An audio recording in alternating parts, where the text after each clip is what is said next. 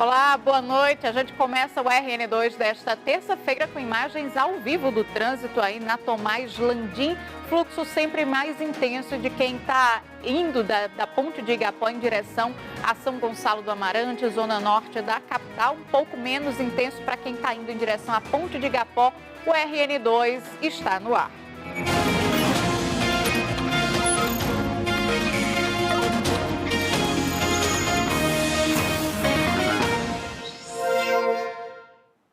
E nós registramos na última semana um crescimento de casos de Covid no estado que acompanha um crescimento nacional. E para se proteger, muita gente que não estava mais nem apressada para tomar a dose de reforço, agora está indo procurar o imunizante. Parece liquidação no shopping, mas a fila enorme no maior corredor do centro comercial tem outro motivo: a vacina contra a Covid-19. Compare com a fila da bilheteria do cinema. Tem muito mais gente na outra galeria, à procura dos imunizantes. A maior parte das pessoas foi ao posto de vacinação do Midway em busca da dose de reforço. Preocupação, né, com essa nova variante agora, e acaba com que a pessoa fica mais preocupada, até o fato de sair, até mesmo trabalhar. É sempre importante estar se atualizando, né, das vacinas. E o motivo de uma fila tão grande tem explicação. 4 das 6 vacinadoras estão afastadas por problemas respiratórios. Por isso, essa fila enorme, cujo tempo de espera é de cerca de 40 minutos. Encontramos apenas uma profissional para cadastrar os pacientes, atualizar o formulário RN mais vacina, aplicar as doses e ainda organizar a fila e repor os imunizantes. Após o horário de almoço, outra profissional chegou e ajudou a diminuir a sobrecarga. E no meio da tarde, um terceiro profissional se somou para acelerar o atendimento. Para não deixar os pontos vazios, então está se desdobrando dessa forma. A gente vai tentar trabalhar para continuar o atendimento da mesma forma que já estava, para não precisar fechar um para ter que suprir o outro. Outra explicação para o aumento da demanda e sobrecarga dos profissionais de saúde é o aumento de casos da Covid-19 provocados pela rápida disseminação da variante Ômicron. Completar o esquema vacinal é importante para evitar mortes e internações. Você percorreu outros locais de vacina também? Sim, estão todos lotados, filas enormes. Você teve onde, tá? Via direta. Também estava assim ou estava pior? Estava pior. Dias atrás tinha uma fila bem pequenininha, não aproveitei, né? E agora vai a fila grande. Em alguns casos, durante o horário de almoço das vacinadoras, a espera chegou a 1h30. Foi o tempo de espera de Leila, turista de Cruz das Almas, no Recôncavo Baiano, que está de férias em Natal. Após 90 minutos, ela conseguiu a terceira dose, porque não há mais exigência de comprovante de endereço na capital. E a espera valeu a pena. Estou em outro estado e fui acolhida. Me senti brasileira, até porque o Brasil é do Oiapoque a Chuí. Não existe você ser segregado no estado que você mora. Você precisa, é uma pandemia, é um momento que é pensar no coletivo. Pois é, e olha, pensando no coletivo, ainda tem mais de 230 mil potiguares em atraso, viu? Com alguma das doses aí da vacina, na verdade com a D2 da vacina. E tem mais outras pessoas em atraso com a D3. Muitos profissionais da saúde, mais de 35 mil em todo o estado. Profissionais da saúde aí precisando completar esse esquema vacinal. A gente aproveita para atualizar os dados da vacinação agora. Mais de 2.687.000 potiguares estão vacinados, pelo menos com a primeira dose da vacina contra a Covid. Isso representa 84% da população. As duas doses foram aplicadas em pouco mais de 2.329.000 pessoas, ou 73% dos potiguares. E receberam a dose de reforço quase 616 mil pessoas, ou seja, 19% da população. E a gente precisa da ajuda de todo mundo para conseguir fechar esse esquema vacinal e estar todo mundo protegido, né? A gente confere também os números da pandemia. Hoje, a Secretaria Estadual de Saúde confirmou mais 594 casos de Covid no Rio Grande do Norte. São quase 391 mil pessoas infectadas pela doença. E de ontem para hoje foi registrada uma morte causada pela Covid. No total, 7.587 potiguares já morreram em decorrência da Covid. No momento, a taxa de ocupação de leitos críticos é de 27%. E hoje a Secretaria Estadual de Saúde anunciou que o Rio Grande do Norte deve receber cerca de 3 milhões de testes de Covid para a próxima semana. Esses testes serão enviados ao estado pelo Ministério da Saúde e serão usados no monitoramento tanto da Covid como também de outras síndromes respiratórias. Vamos ouvir o que disse a coordenadora de Vigilância em Saúde do estado. Infelizmente, nós não temos testes em larga escala para a influenza. Então, o que a gente está fazendo é testar em larga escala para a Covid e aí, tendo o diagnóstico ou não da Covid, a gente pensa e planeja os próximos passos. Então, a gente começa a perceber que existem muitas pessoas sintomáticas respiratórias que não estão com Covid. Então, existe também vários outros vírus respiratórios circulando, para além da influenza, vírus que são sazonais e que são temporais nesse período do ano. Então, para isso, vocês estão recebendo mais testes para enviar aos municípios? Isso, nós iremos receber uma cota de mais de 3 milhões de testes próxima semana. A ideia é que a gente possa disponibilizar testes em larga escala para todos os municípios, testes de Covid, não são testes de influenza.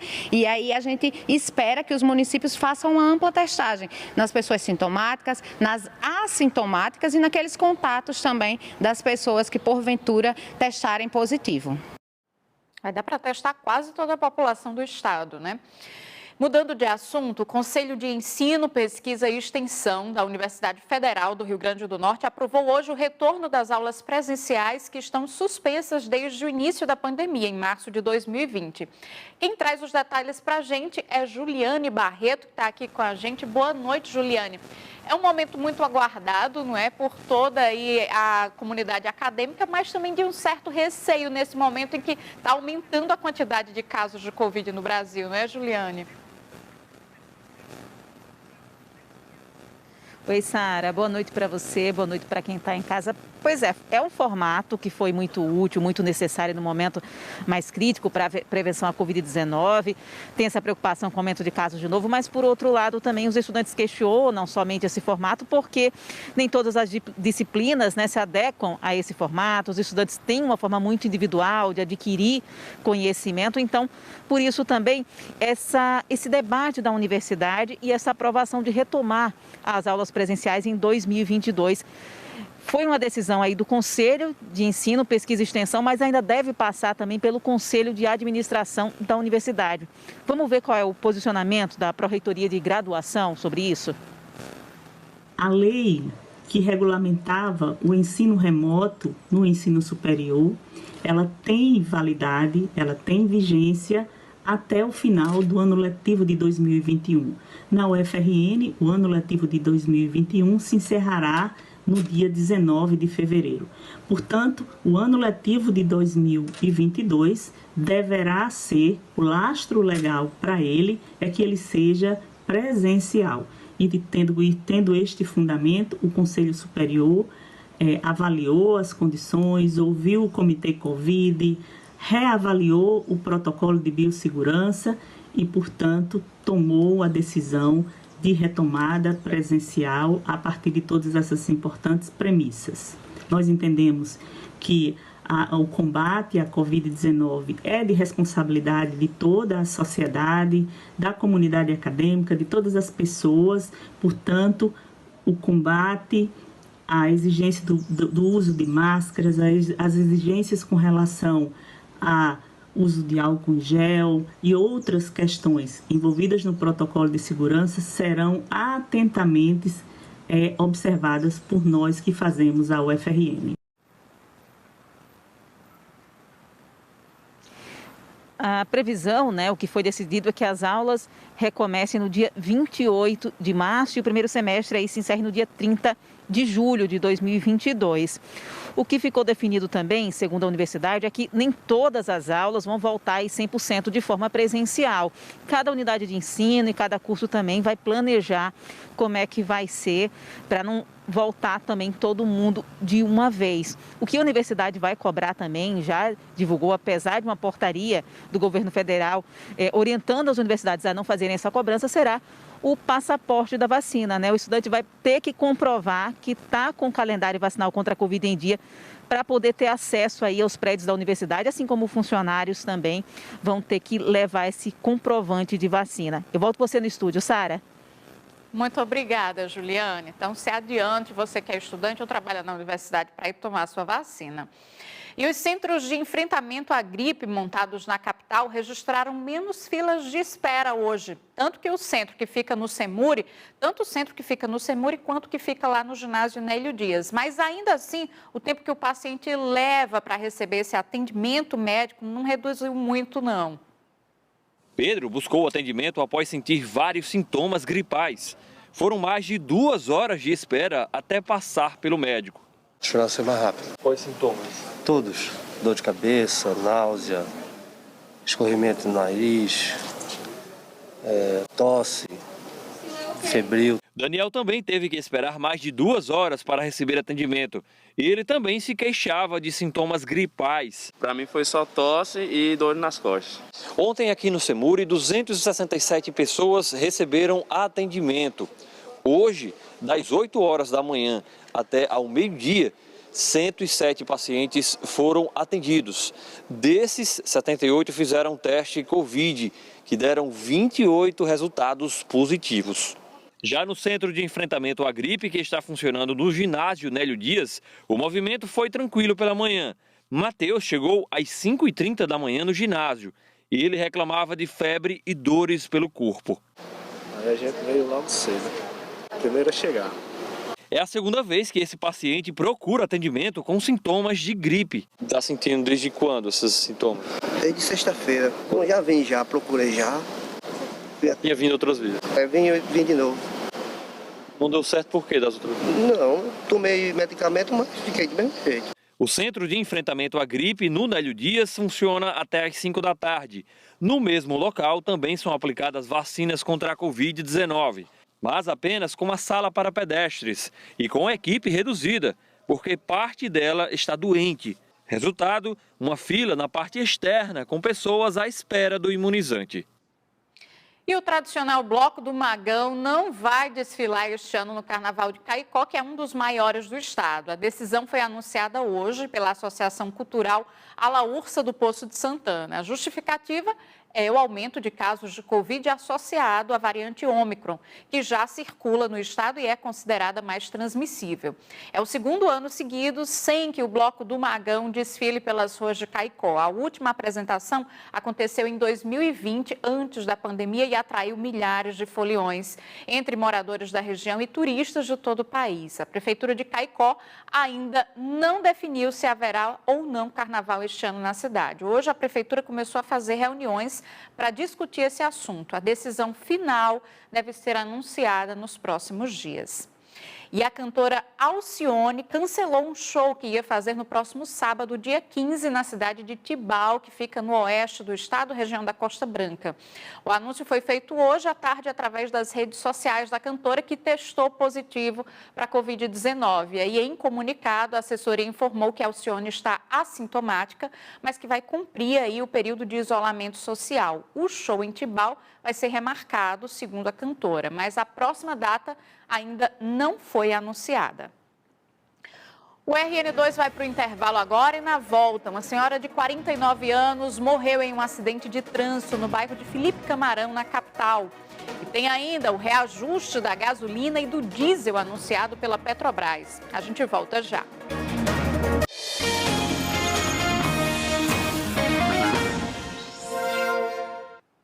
E atenção para essa informação, é da Caern, informa aí que os bairros de Lagoa Azul e Ridinha, na zona norte de Natal, estão com o abastecimento de água reduzido agora à noite. Segundo a companhia, o problema acontece em função de um vazamento que foi identificado na adutora que abastece os dois bairros. Os bairros de Pajuçara e Potengi também estão sendo parcialmente afetados com o desabastecimento. A previsão da Caern é que o reparo na tubulação seja concluído até a noite de amanhã, quando o sistema vai ser religado. Após a conclusão do serviço, a previsão é que o abastecimento seja normalizado em até 48 horas. Enquanto isso, a Caern orienta que os moradores das regiões afetadas pelo problema evitem o desperdício de água. E a Petrobras anunciou hoje o primeiro reajuste do ano nos combustíveis. De novo, né? Os novos valores já começam a valer a partir de amanhã na refinaria e nos próximos dias deve chegar aos postos do estado. E a gente vai ao vivo conversar com Sérgio Henrique Santos para saber mais sobre esse assunto. Boa noite, Sérgio. De quanto que vai ser aí esse reajuste na gasolina e no diesel? E os postos também já estão mais movimentados por causa aí desse anúncio? Mais ou menos, Sara. Boa noite para você, boa noite, Rio Grande do Norte. O reajuste, no caso da gasolina, vai ser de 4,85%. O óleo diesel vai subir 8,08%.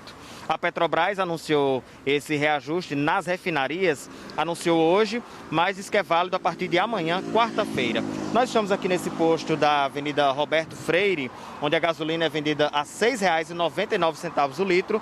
E observe aí nas imagens, as bombas que oferecem gasolina são essas da pista lateral e também as do meio. O movimento está um pouco devagar, mas olhe só a fila, inclusive fila dupla para abastecer com gás natural. Essa é uma característica dos motoristas natalenses. Por causa de tantos reajustes, muitos optaram pelo gás, mudaram para ver se poupam um pouquinho, principalmente motoristas por aplicativos.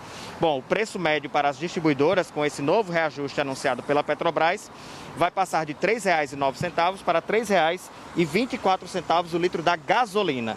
No caso do óleo diesel, o valor subiu para R$ 3,00, aliás, subiu de R$ 3,34 para R$ 3,61. O último ajuste de preços da Petrobras havia acontecido em dezembro, mas foi um reajuste para baixo. Em dezembro, a gasolina caiu 3,13%.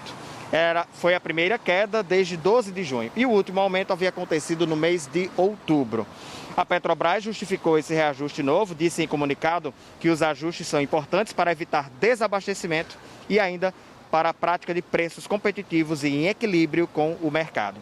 Desde 2016, a Petrobras utiliza uma política de preços que se equipara ao mercado internacional, equipara o preço do combustível vendido no Brasil aos preços praticados no mercado internacional, considerando aí o preço do barril de petróleo, o dólar e as flutuações do câmbio. Sara Cardoso. Obrigada, Serginho. Pena que a notícia não é muito boa para o bolso da gente, né? Mais um aumento aí para a gente começar o ano. Quem já está endividado vai pesar sim. E uma ciclista morreu hoje à tarde atingida por um caminhão na zona oeste de Natal. A ciclista morreu na hora. O acidente foi no meio da tarde desta terça-feira, na Avenida Ranieri Mazzilli, num trecho urbano da BR-226, na altura do quilômetro 6, em Felipe Camarão, bairro da zona oeste da capital. A colisão envolveu a bicicleta e este caminhão com uma caçamba. O condutor saía de um lava-jato e entrou na pista quando a ciclista voltava para a casa da mãe após praticar exercícios físicos. A mulher foi identificada como Jardelina Ferreira de Araújo. Tinha 49 anos de idade, mãe de 2 filhos e dona de um pequeno comércio. O irmão teve uma surpresa ao chegar ao local, porque não imaginava que ela tivesse morrido. O pensamento só que bateu nela, caiu, não teve nada de grave. Mas quando eu vinha ali já se aproximando, já eu vi o corpo no chão aí. Um baque, né?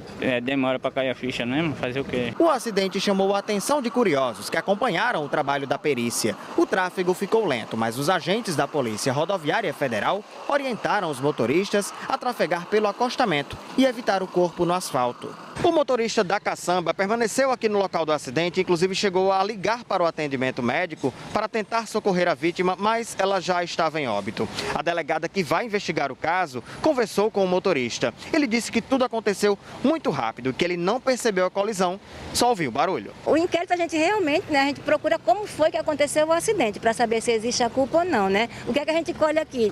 Depoimento de testemunhas, vídeos que possam ajudar a elucidar como aconteceu o acidente, é esse tipo de coisa que a gente faz no local. É a orientação que a gente sempre dá, não fuja do local de acidente, porque o fato dele ter permanecido, o fato dele ter providenciado o socorro, tudo isso conta a favor dele. Foi uma fatalidade aí que vai ser esclarecida aí depois da perícia aí. E ela toma sempre todos os cuidados com o trânsito. Pois é, uma fatalidade. E um levantamento do G1RN com a Secretaria de Mobilidade Urbana de Natal, a STTU, mostrou quais são as 10 infrações mais frequentes no trânsito de Natal. E as mais comuns são as mais previsíveis e fáceis de evitar. Se a gente for olhar o top 3 das infrações mais comuns do ano passado, a gente tem motoristas que ultrapassam a velocidade máxima em até 20%, tem também aqueles que ultrapassam o sinal vermelho e quem não usa cinto de segurança. Infrações que, se você parar para pensar, a gente sabe de cor e salteado que não deve fazer. Somando as 3 infrações mais comuns que eu acabei de citar, foram 83.268 multas emitidas pela STTU, a Secretaria de Mobilidade Urbana de Natal. No ano passado, a capital registrou um aumento de 77% no número de multas, se comparado com 2020. São infrações corriqueiras, né, que as pessoas têm ciência de que estão fazendo algo em discordância às regras de trânsito. E a gente tem uma equipe o tempo todo trabalhando, tentando, não é corrigir, é sensibilizar para as pessoas que, em discordância com o Código de Trânsito, elas também estão pondo em risco a saúde das pessoas. Estacionamento ao lado de canteiros e o uso do celular no trânsito também estão nessa lista em 4º e 5º lugares, respectivamente. Seu Itamar assume os erros. Diz que já levou multa por causa de muitas dessas infrações. O senhor estacionou no canteiro de forma errada? Porque não vi a placa, tinha um matagal na frente assim, aí atrapalhou geral, aí não deu para ver. Aí acabou cometendo infração? Foi mesmo? Verdade. Lembrando que canteiro não é lugar de estacionar mesmo que não haja sinalização. E o estacionamento em locais proibidos, mesmo quando há placa avisando, ficou em 7º lugar na lista de infrações mais comuns, com 5.788 multas aplicadas. A lista de infrações ainda passa por transitar na faixa da direita, aquela exclusiva para o transporte público, ou na contramão, e ainda estacionar no passeio de pedestres. E não é difícil achar quem já tenha cometido alguma infração. Multa de encostar no lugar que não é permitido. A pedagoga do Departamento de Educação no Trânsito da Secretaria de Mobilidade Urbana alerta que são orientações que todo condutor já tem. Só precisa redobrar a atenção. O acidente ele não escolhe hora, nem local, nem percurso, nem tempo. É instantâneo. Então, vamos evitar, deixe para atender o celular ou ver mensagem quando você parar, estacionar o carro, para assim fazer as suas observações diárias. Bom mesmo é ter a atenção e não descuidar. Tá aí o seu Cassiano, que pode reforçar. O comerciante nunca foi multado. O senhor acredita que não ter levado multa é sinal de atenção plena no trânsito? É, porque tem que andar com calma, né? Com paciência. Um exemplo, né? Porque geralmente no trânsito a gente é estressado, né? Mas parabéns, viu, seu Cassiano? A lista completa das 10 infrações mais comuns e o número de multas emitidas no ano passado em Natal pela STTU está lá no nosso portal G1/RN. E na madrugada desta terça-feira, criminosos entraram em um dos prédios do ITEP, localizado no bairro da Ribeira, aqui em Natal. Quebraram forro de gesso de uma das salas, entraram e roubaram 6 notebooks usados pelo setor de identificação do órgão. Os criminosos invadiram aqui a central de identificação do ITEP na madrugada de hoje. Eles entraram pelo teto e conseguiram quebrar uma parte do gesso para ter acesso a uma área administrativa. 6 notebooks foram furtados, além de um motor de ar-condicionado. O serviço do ITEP não ficou comprometido porque essa é uma área administrativa. Essa central aqui é responsável pela emissão de carteiras de identidade. O boletim de ocorrência foi feito pela direção do ITEP e a Polícia Civil vai fazer essa investigação. Até agora, ninguém foi preso. E mudando de assunto, o ABC conheceu hoje o adversário na segunda fase da Copa São Paulo de Futebol Júnior. O Clube Potiguar vai enfrentar o Retrô de Pernambuco. O duelo será disputado em jogo único, sem vantagem para nenhum dos clubes. Quem ganhar, avança de fase. Em caso de empate, a vaga será definida nos pênaltis. A data e o horário da partida não foram definidos ainda pela Federação Paulista de Futebol, a FPF. Lembrando que o ABC avançou em primeiro lugar no grupo de 19. O Retrô ficou com a segunda colocação no grupo 20. Os jogos da Copinha você pode acompanhar pelo Sport TV. E hoje teve chuva por várias partes do estado. O CEMADEM, que é o Centro Nacional de Monitoramento e Alertas de Desastres Naturais, apontou concentração de chuva na região central e Vale do Açu e também na faixa litorânea do estado. E a gente recebeu de nossos telespectadores alguns registros dessa chuva abençoada que chegou a várias partes do sertão. Em São Tomé, na região Trairi, a terra já começou a ficar verdinha. O município, que fica na microrregião da Borborema-Potiguar, teve registro de chuva nesta terça-feira. Daqui a pouco já tem pasto abundante para os animais, para alívio dos criadores. O tempo também fechou na região central e levou chuva ao município de Angicos. Uma chuvinha até boa.